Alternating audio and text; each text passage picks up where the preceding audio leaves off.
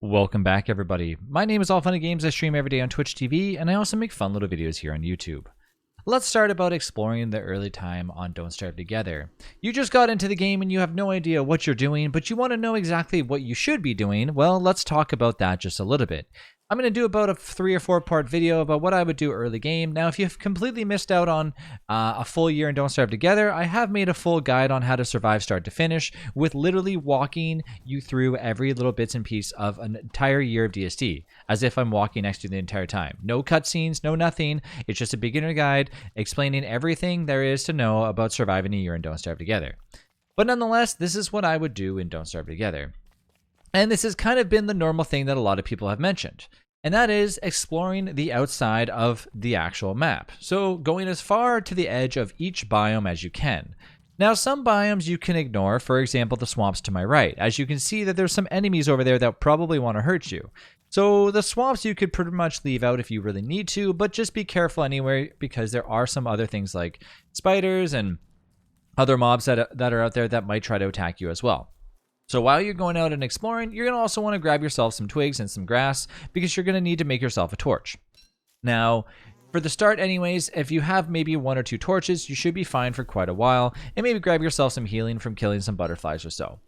But essentially speaking, let's just start up and focus on mainly just where to explore and why to explore around the edges. Well, once you've crafted your torch and you have it in your trusty hand, just in case you need to make another one, you have a backup set of grass and twigs. Going and exploring along the edges will basically tell you everything you need to know about the biome that you're looking at. What's going to be there, what to be expected, how many frogs might be there, how many berry bushes might you pass, and so on and so on and so on. These sorts of things will essentially tell you what biome that you're approaching into and maybe what biomes that you're trying to avoid. As well, it kind of just gives you a generalized idea about your biome and your entire world of Don't Starve Together. Because sometimes when you do decide to explore the entire world, you might look at it and say, okay, this map is really odd. It's not exactly what I'm looking for. Let's change it up a little bit. Now, keep in mind, this is for new beginners that might want to jump into DST, but it also could be for those people that are looking to mega base as well. This is a good strat to essentially get like a little bit of a blueprint of the kind of the area that you're going to be living in.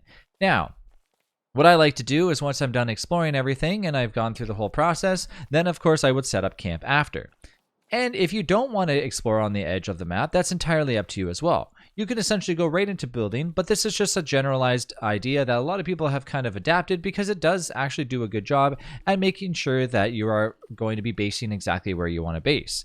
So for example, if you explore all the edges and you see that, hey, there's a bunch of berry bushes in this one specific area and it's a really good area that's protected and doesn't have anything that's going to attack me, well, perhaps you want to base there, especially if it has a good set of wormholes. But we'll talk about wormholes in the next in the next video, just to kind of give you a little bit more familiarization with the actual wormholes and how they work. And in this situation, once I've done exploring everything and you've explored the entire map, we'll show you exactly what it would look like. Now, keep in mind, you're not going to explore the entire map, but just for the sake of this video, I'm going to use a code that will input and essentially reveal the entire map. And you can kind of get an idea of what I'm referring to.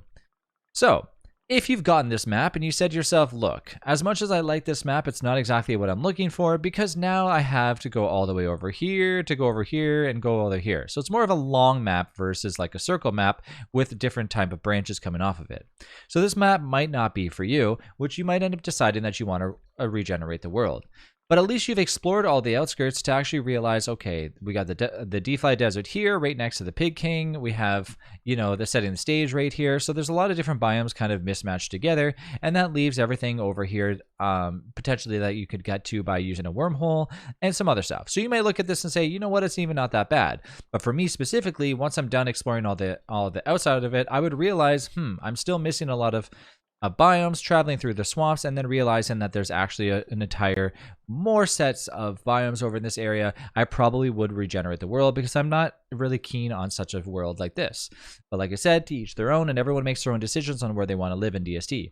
But exploring all the edges will tell you that without having to go into the actual biome and explore each and every entire biome. So the edges is where to go, but like I said, if you encounter a biome that you're scared of, for example, the Deefly Desert, for example, the swamps, or just anywhere that might have a lot of things like the Killer Bee biome, that's entirely up to you if you decide that you don't want to explore there right away.